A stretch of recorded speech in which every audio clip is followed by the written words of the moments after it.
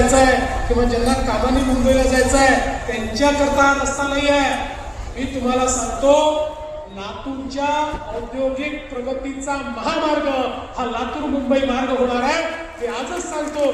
ज्यावेळी मी समृद्धीचं सांगायचो की समृद्धी झाला की आमच्या संभाजीनगर आणि जालन्याचं चित्र बदलेल, लोक मला वेड्यात करायचे. आजची परिस्थिती आहे, सगळ्यात मोठं औद्योगिक क्लस्टर तिथे आम्ही तयार केलं. सगळ्या जमिनी संपल्या, सगळे भूखंड संपले. आता 10,000 एकर अजून जमीन त्या ठिकाणी अधिग्रहित करून उद्योगाला आम्ही देतोय. उद्योग लाईनीमध्ये लागलेले आहेत आणि आमच्याजवळ जागा उरलेली नाही.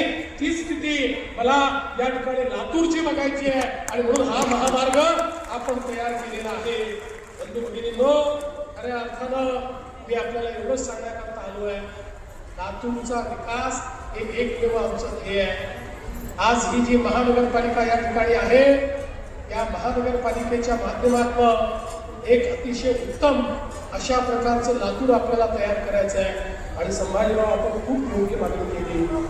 टाकुरकर साहेबांचं स्मारक या महानगरपालिकेमध्ये झालं पाहिजे, ही आपली मागणी अतिशय उत्तम आहे.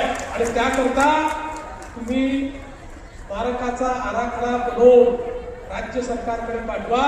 महानगरपालिकेच्या पैशाने नाही, राज्य सरकारच्या पैशाने हे स्मारक त्या ठिकाणी आपण तयार करू. ही महानगरपालिका पुढच्या 5 वर्षाकरता भारतीय जनता पक्षाच्या झेंड्याखाली जर आपण आणली, मी तुम्हाला आश्वस्त करण्याकरता आलो आहे. या लातूरचा चेहरा बदलवण्याचं काम आम्ही करू. या लातूरकरांच्या आशा आकांक्षा अपेक्षा या ठिकाणी पूर्ण करण्याचं काम आम्ही करू. आम्ही केवळ आश्वासन देणारे नेते नाही आहोत. जे आश्वासन देतो ते पूर्ण करणारे नेते आम्ही आहोत.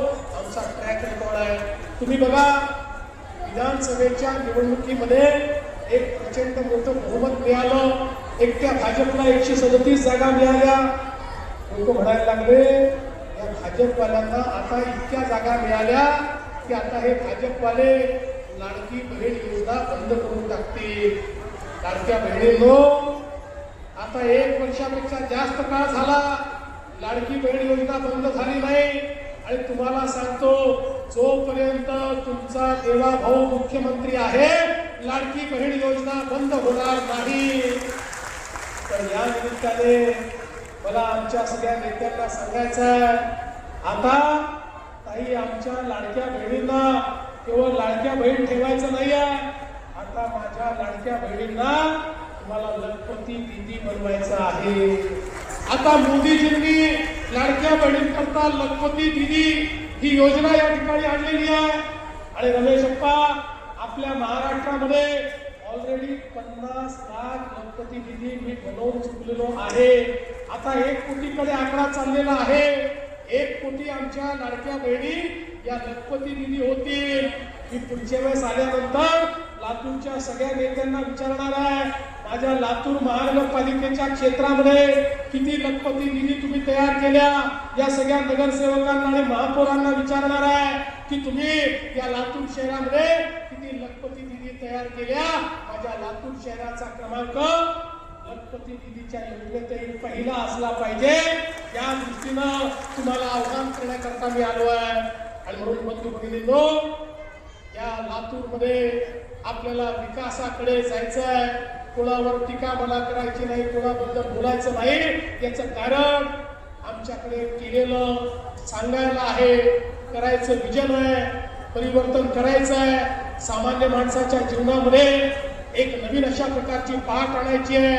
मी एक गोष्ट अजून सांगू इच्छितो, मी ज्याचा उल्लेख करायचं राहिलं, मोदीजींनी आपल्याला गरिबाकरता 30 लाख घरं दिले आहेत. आणि त्यासोबत शहरामध्ये प्रधानमंत्री आवास योजनेमध्ये गरिबांकरता घरं हे आपल्याला पाहिजे त्या प्रमाणात मिळणार आहे.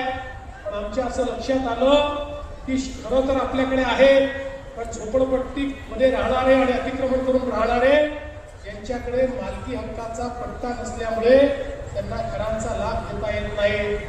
2च महिन्यापूर्वी महाराष्ट्राच्या मंत्रिमंडळाने निर्णय घेतलाय, झोपडपट्टीमध्ये राहणारा किंवा अतिक्रमण करून राहणारा जो रहिवासी आहे त्या प्रत्येकाला त्याच्या जमिनीचा मालकी हक्काचा पट्टा आपण देणार आहोत. त्याचं PR कार्ड देणार आहोत.